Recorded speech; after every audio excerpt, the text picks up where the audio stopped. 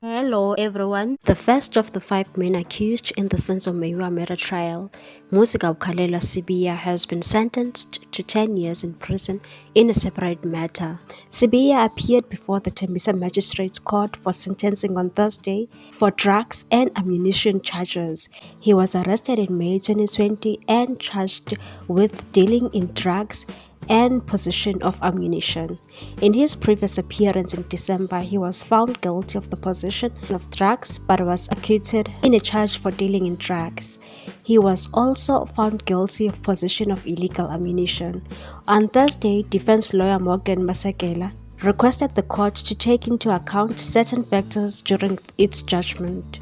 This includes the fact that accused children reside with his parents in KwaZulu-Natal. The court held that Sibiya supports all the children as their mothers were all unemployed. The defense urged the court for leniency. However, the magistrate appeared unimpressed with the defense's approach. He questioned whether they will solely emphasize the gravity of the charges without addressing any expression of remorse from the accused in the submission. Prosecutor Xolani Khumalo contended that the accused has displayed no remorse throughout the trial. He emphasized a public outcry for protection and underscores that the accused is not a first-time offender. He has asked the court to send a strong message against wrongdoing, considering the interest of the society. In response to the submissions, the magistrate emphasized that the court's deliberations were limited, with the defense mainly focusing on Sibiya being a repeat offender with 5 children. He noted that the other factor the court has been asked to consider includes that Sibiya is a 30-year-old man with a formal education level of grade 11.